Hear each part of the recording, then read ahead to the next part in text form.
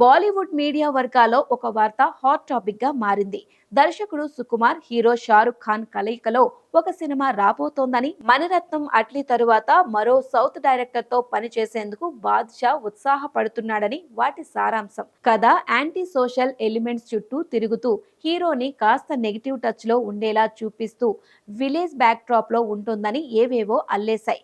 ప్రస్తుతం వీళ్ళిద్దరనుకున్న కమిట్మెంట్లు పూర్తయ్యాక 2027లో ఇది పట్టాలు ఎక్కొచ్చని తేల్చిపారేశారు. ఇంతకన్నా ఘాటైన గాసిప్స్ మసాలా వేరొకటి ఉండదనే చెప్పనక్కర్లేదు. సుకుమార్ ప్రస్తుతం రామ్ చరణ్ 17 స్క్రిప్ట్ పనుల్లో బిజీగా ఉన్నాడు. ఇది ఈ ఏడాది చివరిలోగా ప్రారంభం కావచ్చు. పూర్తి కావడానికి ఎంత లేదన్నా 2026 గడిచిపోతోంది. సో 2027 రిలీజ్ ఎక్స్పెక్ట్ చేయవచ్చు.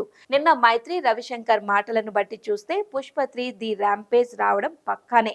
ఇది నిజమైన పక్షంలో సుకుమార్ ఇంకో 2 ఏళ్లు దానికి కేటాయించాల్సి ఉంటుంది. అదే జరిగితే 2029 లేదా ఆపై సంవత్సరం వచ్చేస్తుంది.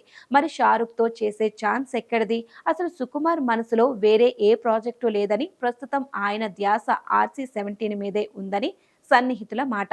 ఎగ్జైట్ చేసేలా ఉండటంతో టాలీవుడ్ మీద ఎక్కువ అవగాహన లేని మూవీ లవర్స్ నిజమే అనుకుంటున్నారు.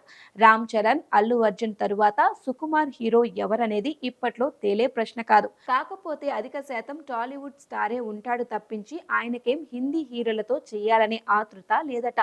ఒక రకంగా చెప్పాలంటే రాజమౌళి, త్రివిక్రమ్ తరహాలో మేక్ లోకల్ మార్కెట్ ఇంటర్నేషనల్ సూత్రాన్ని పాటిస్తూ మన హీరోలతోనే గెలిచి చూపించాలనే సూత్రాన్ని ఇకపై కూడా కొనసాగిస్తారట.